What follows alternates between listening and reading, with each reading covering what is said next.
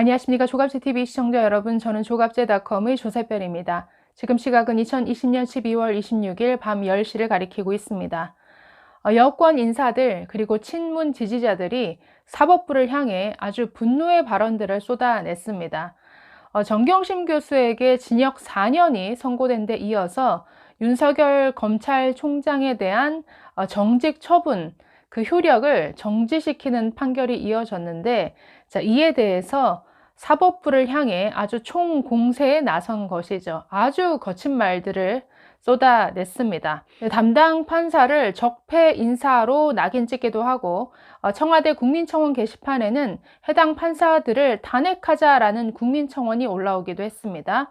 또 여당 국회의원들은 판사 탄핵, 검찰 개혁에 이어서 이제 사법부 개혁이다 라고 주장하는가 하면 사법부 통제라는 말까지 아주 서슴없이 입에 올리고 있습니다. 그래서 지난 며칠간 이 친문 진영에서는 아주 거친 분노의 발언들이 쏟아졌는데, 그중 일부 인사들의 발언은 아주 황당한 수준이어서 비웃음거리로 전락하기도 했습니다. 조국 전 장관을 예수에 비유하는가 하면 정경심 교수가 저지른 입시 비리를 마치 자녀 교육에 열정적인 대한민국 학부모들의 아주 일반적인 행태로 또 몰아가는 이런 발언도 있었습니다. 그래서 아주 많은 발언들이 있었지만 그 중에서 제가 이건 정말 월스트다 라고 할 만한 한 3가지 발언을 꼽아봤습니다. 한번 함께 보시죠. 자, 첫 번째 발언은 황교익 칼럼니스트의 발언이었습니다. 자, 이분은 자신의 글을 통해서 조국 전 장관을 십자가를 진 예수에 비유했습니다. 자, 중간부터 한번 이분의 발언을 보겠습니다. 인사청문회 장에서 조국을 앉혀두고 사퇴하라며 압박을 하고 그 절정의 지점에서 검찰이 기소를 할 때 저는 예수를 떠올렸습니다. 그들이 조국을 죽이는구나. 조국은 자신의 죽음을 몰랐을 리가 없습니다. 그는 당당히 죽음의 길을 걸었습니다. 골고다 언덕길을 조국과 그의 가족이 걸어가고 있습니다. 가시왕관이 쓰여졌고 십자가를 짊어졌습니다. 검찰개혁 않겠다 했으면, 법무부 장관을 않겠다 했으면 걷지 않았을 길입니다. 예수의 길입니다. 예수가 함께 걷고 계십니다. 라고 이런 글을 올렸네요. 네, 여러분 어떻게 들으셨습니까? 읽으면서도 참 기가 막히다라는 생각이 들었고, 저도 크리스찬으로서 예수님을 조국 전 장관의 일에 이렇게 끌어들인 것 자체가 참 모욕적이다라는 생각이 들었는데요. 조국 전 장관이 가는 길이 예수의 길이랍니다. 조국 장관과 그 가족들이 예수님처럼 지금 십자가를 지고 골고다 언덕길, 즉 고난의 길을 걸어가고 있다. 그리고 그것은 자신이 선택한 길이었다라고 이렇게 아주 미화하고 있죠. 네, 성경이 알려주는 예수 그리스도의 죽음은 이런 것이죠. 조국 전 장관과 달리 예수는 아무런 죄가 없었습니다. 억울한 누명을 뒤집어 쓴 것이죠. 당시 예수를 경계하던 당시 유대계 종교 지도자들이 모함을 했습니다. 그래서 반역으로 몰려서 당시 최고의 극형인 십자가형으로 처형당했습니다. 자, 그리고 예수의 죽음은 거룩한 희생으로 여깁니다. 왜 희생이냐? 영적 죄인이라고 할 수 있는 이 인류를 대신한 대속의 희생이기 때문에 그렇습니다. 즉, 죄인인 인류에게 죄사함과 그리고 생명의 길을 열어주기 위해서 대신 죽는 길을 선택한 그런 희생이었다라는 것이죠. 자, 그런데 이런 거룩한 희생을 조국 장관 일에 지금 끌어들였습니다. 지금 조국 정경심 부부가 당하는 일이 억울한 모함에 의한 누명이라도 됩니까? 그들이 아무런 위법한 행위를 저지르지 않았나요?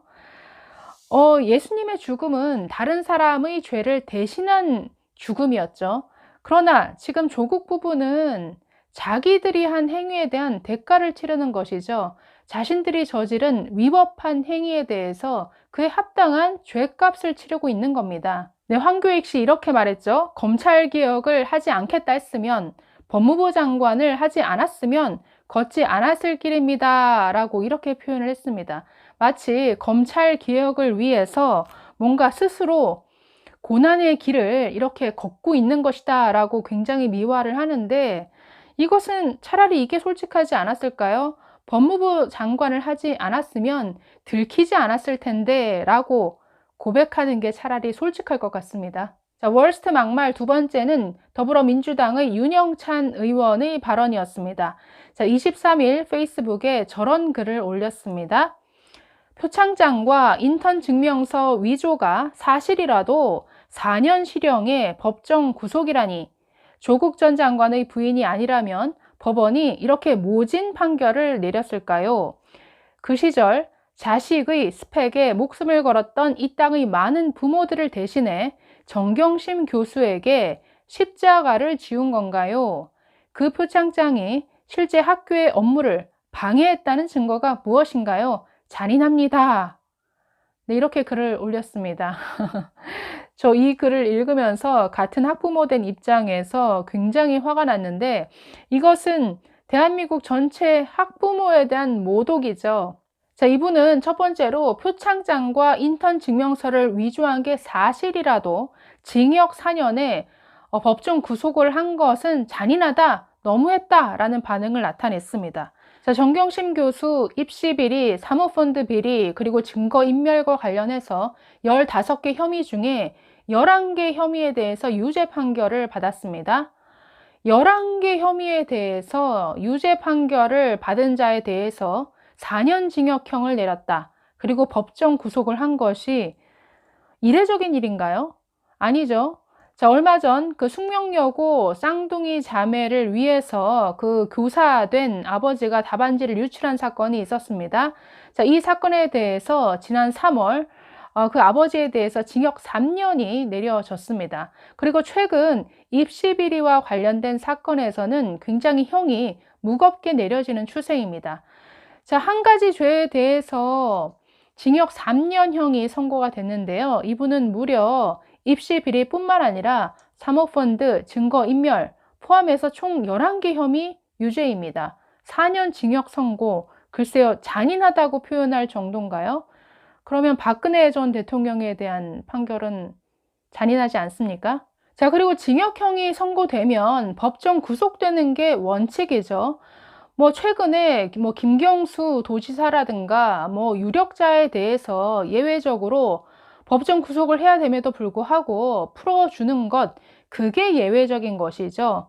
네, 4년 징역형 받은 사람을 법정에서 구속하는 게 그게 원칙입니다. 자, 두 번째는 정 교수가 저지른 이 입시 비리가 마치 자녀 교육에 관심이 많은, 그리고 자녀 스펙 쌓기에 관심이 많은 학부모들이 아주 일상적으로 다반사로 하는 행태인 것처럼 이렇게 보도하고 있습니다. 이것은 대한민국 학부모들이 전부 화가 나서 벌떡 일어날 일이죠. 아니, 어느 부모가 자식의 표창장을 스스로 위조합니까? 아니, 어느 학부모가 의대 연구실에서 몇 년간 고생하면서 이루어낸 연구 성과를 가지고 논문을 내는데, 그 성과를 가로채서 고등학생 딸을 병리학 논문의 제1저자로 올릴 생각을 합니까? 도둑놈 신보죠. 또 이뿐 아니라 어떤 부모가 인턴 자리를 부탁하는 것도 모자라서 그 받은 인턴 증명서를 또 위조를 할 생각을 합니까? 그 위조도 한 번 한 게 아니죠. 그 받은 인턴 증명서를 재활용해서 또 위조를 반복했습니다.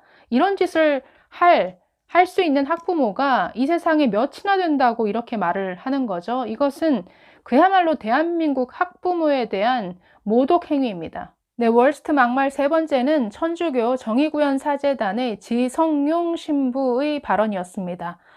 또 예수님을 끌어들였습니다. 참 도저히 이해 안 되는 게, 사제라는 사람이 자신이 믿는 신 그리스도 예수를 끌어들여서 이 문재인 정부를 뭔가 보호하는 이런 도구로 사용한다라는 게 저는 믿기지가 않습니다. 자, 이분의 발언 한번 보겠습니다. 페이스북에 글을 연달아 올렸는데요. 자, 이런 글을 올렸습니다. 저 중간부터 한번 보시면 이렇게 말하네요. 예수가 십자가에 못 박혀 죽음을 당할 때 모든 진실과 사랑이 찢어지고 무너진 줄 알았지요. 그러나 그때가 바로 시작이었습니다. 예수의 죽음이 부활로 반전하는 데는 사흘이 걸렸습니다. 죽지 않으면 부활할 수 없습니다. 그들은 영원한 죽음의 길을 선택했고, 여기서 그들은 사법부와 윤석열 총장을 말합니다. 그들은 영원한 죽음의 길을 선택했고, 여기서 우리는 윤석열 총장에 반대하는 이 문재인 정부를 말하겠죠. 우리는 생명을 주는 세상의 죽음을 선택했습니다. 빛이 세상에 오신 것을 축하하는 즐거움과 기쁨은 우리에게 큰 희망입니다. 너무 속상하거나 답답해하지 마세요. 인내함이 다 이기는 것입니다. 라고 이렇게 말했습니다. 자, 이분은 또 다른 글을 통해서는 민주당을 향해 윤 총장을 탄핵하라고 요구하고 나섰습니다. 자, 이렇게 말하네요. 윤석열보다 더 고약한 놈들은 의회를 장악하고 있는 180석의 민주당 끈앞풀들이다. 법을 봐라. 이 정도면 민주당 모두 참석해서 의결할 수 있지. 그런데도 못하면 너희들은 모두 똑같은 놈들, 아니 더한 놈들이다. 문제는 민주당이다. 그때나 지금이나 마찬가지다. 대통령 지지율 높을 때는 이리저리 사진 찍어 걸어 놓더만 이제 너희들 자리에 짐이 되는구나. 자, 그러면서 헌법 제65조를 이렇게 올려놨습니다. 당장 윤 총장 탄핵을 추진하라는 이런 요구죠. 네, 저는 이런 분이 사제라는 게 참 믿기지가 않는데, 자신이 믿는 신이죠. 그리스도 예수는. 그런데 예수의 죽음을 이렇게 세상 일에 끌어들여서 뭔가 이 문재인 정부의 탈법과 꼼수를 보호하는 보호막으로 삼아버리고 있습니다. 이런 자가 사제라고요? 아니, 천주교에서는 이것은 신성모독으로 징계해야 되는 이런 일 아닙니까? 자, 법무부가 벌인 검찰총장에 대한 징계 과정 하나하나는 그야말로 마음에 안 드는 검찰총장을 내쫓기 위해서 누명을 씌운 것이었죠. 온갖 꼼수를 동원했는데도 겨우 정직 2개월 처분을 내렸습니다. 그런데 그런 온갖 정말 탈법과 꼼수를 동원한 그런 과정들을 예수의 죽음에 빗대어서 생명을 주기 위한 죽음과 희생의 과정이었다라고 이렇게 미화하고 있습니다. 세상에 이런 개똥 철학이 어디 있습니까? 그리고 법무부가 온갖 무리수를 동원했는데도 겨우 정직 2개월 처분이었죠. 그런데 지금 탄핵을 요구하고 있습니다. 그러니까 탄핵이라는 것은 해당 공무원을 파면하라는 것이죠. 정직 2개월 결정을 내리는데도 온갖 무리수가 다 동원이 됐는데 파면을 요구하는 탄핵을 의석수만 믿고 지금 밀어붙이라고 이렇게 요구를 하고 있습니다. 아니, 이분 그냥 영적 세계의 일에 정진해도 모자라는 분 같은데 이렇게 현실 감각이 제로죠. 네, 이렇게 친문 진영에서 황당한 수준의 막말이 쏟아지는 것 보니 이번 사법부의 판단이 꽤나 충격적이긴 한 모양입니다. 자, 앞으로 이 친문 진영에서 벌어지는 코미디 같은 이런 무리수를 보는 재미도 있을 것 같습니다. 감사합니다.